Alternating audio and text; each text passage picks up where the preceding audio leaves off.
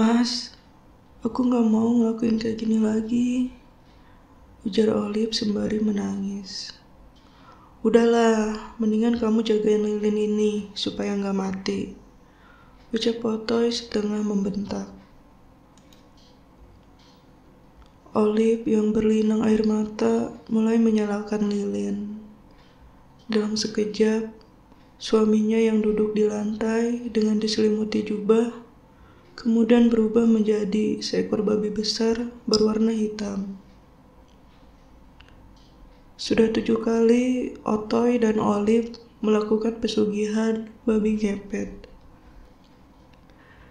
Dan ini adalah upaya mereka yang ke-8. Adapun percobaan pertama mereka lakukan karena desakan ekonomi. Awalnya, baik Otoy maupun Olive tidak memiliki pikiran sama sekali untuk melakukan pesugihan babi ngepet. Olive sudah terbiasa mengurusi pekerjaan rumah, dan Otoy bekerja di sebuah pabrik baterai yang berada di kota mereka.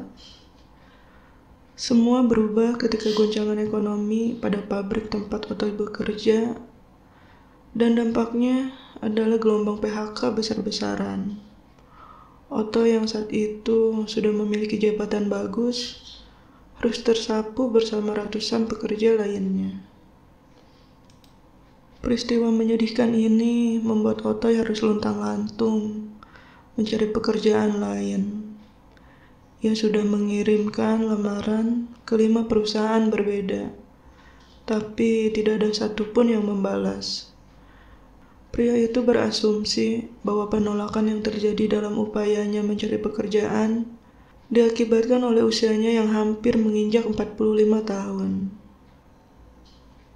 Uang pesangon yang mereka dapatkan pun tidak mereka manfaatkan dengan baik. Baik Otoy maupun Olive merasa tidak memiliki kemampuan untuk mengelola bisnis, sehingga mereka memilih untuk menyimpannya. Berharap ada peluang bisnis yang cocok untuk mereka pekerjakan. Namun nasib berkata lain.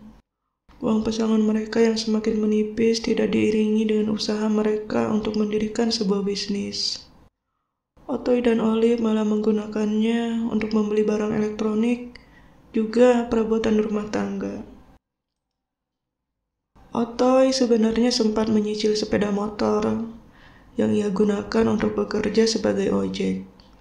Tapi penghasilannya tersebut tidak dapat menutupi kebutuhan keluarganya, sehingga motor tersebut harus ditarik lagi karena putusnya uang cicilan.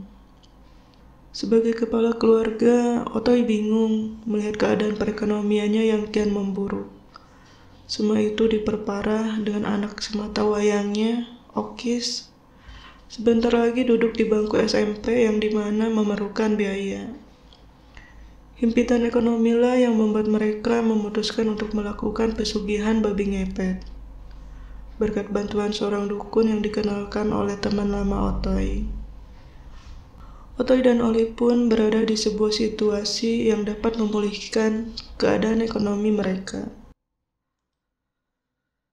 Saat itu di desa mereka baru saja kedatangan sepasang suami istri. Sang suami adalah pensiunan tentara, dan istrinya seorang wirausaha yang menjual busana muslim.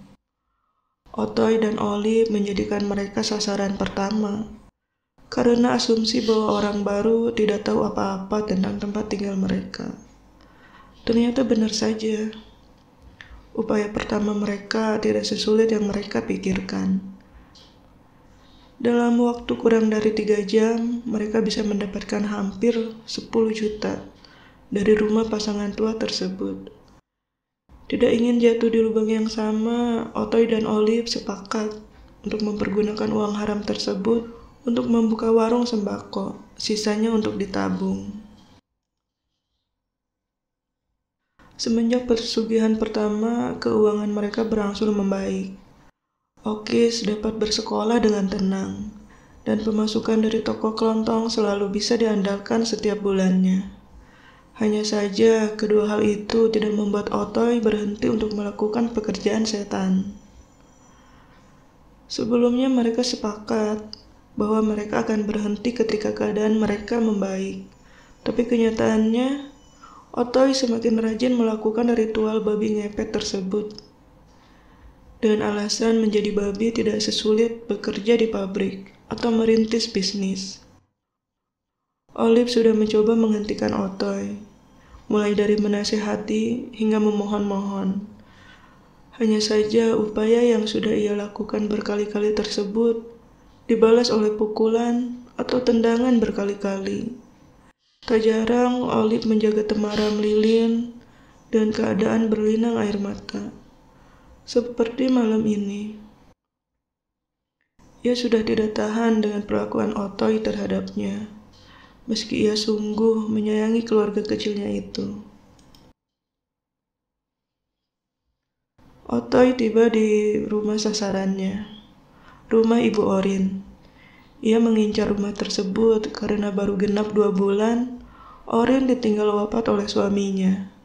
Tanpa seorang anak, hanya seorang asisten rumah tangga yang setia. Otoy mulai menggesek-gesekkan hidung ke pagar rumah Ibu Orin, yang tingginya 1,5 meter. Entah bagaimana caranya, dengan menggesek-gesekkan hidung ke pagar rumah sasaran, uang si pemilik rumah otomatis berpindah ke hadapan Olive. Di hadapan Olive, uang pecahan 100 ribuan berserakan, tapi wajahnya sama sekali tidak menunjukkan kebahagiaan. Ia memikirkan keselamatan Otoy dan perasaan anak semata wayangnya, Okis, jika tahu bahwa semua yang dimilikinya adalah hasil pesugihan. Saat sedang asik menggesek-gesek pagar, ada cahaya yang menyilaukan penglihatan Otoy. Dalam wujud babi, ia terperanjat karena cahaya tersebut tidak beranjak, pertanda bahwa seseorang yang menggunakannya memperhatikannya. "Babi! Ada babi!" teriak seorang pria di atas sepeda motornya. Otoy tidak dapat melihat jelas wajah pria tersebut karena ia panik dan memutuskan untuk melarikan diri. Melihat seekor babi berlari ketika diteriaki membuat si pengendara motor berpikir bahwa yang ia lihat bukanlah babi biasa. Ia kemudian memacu sepeda motornya untuk mengejar Otoy sambil berteriak untuk memberitahukan bahwa ada babi ngepet. "Babi!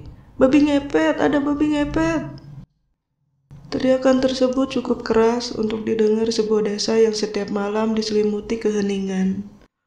Warga pun kaget atas peringatan itu dan spontan mengambil benda yang ada di sekitarnya untuk menghajar Otoy yang lari kocar-kacir.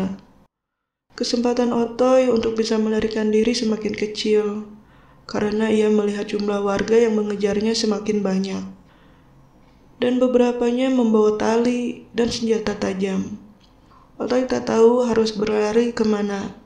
Ia hanya mencoba mencari jalan yang sekiranya tidak ada orang. Meski begitu, upayanya untuk menghindar dari amukan warga desa harus gagal karena tembakan dari senapan angin.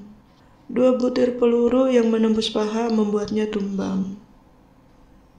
Dalam wujud babi, Otoy diikat dengan keadaan babak belur, lalu diarak menuju kantor kepala desa. Apa yang Otoy lihat sekarang ini mungkin adalah waktu-waktu terakhirnya, termasuk waktu terakhir bagi dirinya untuk melihat istri dan anak kesayangannya yang terlihat dari kejauhan, pergi membawa 2 tas dan 3 bungkusan besar, tanpa ia bisa memanggilnya.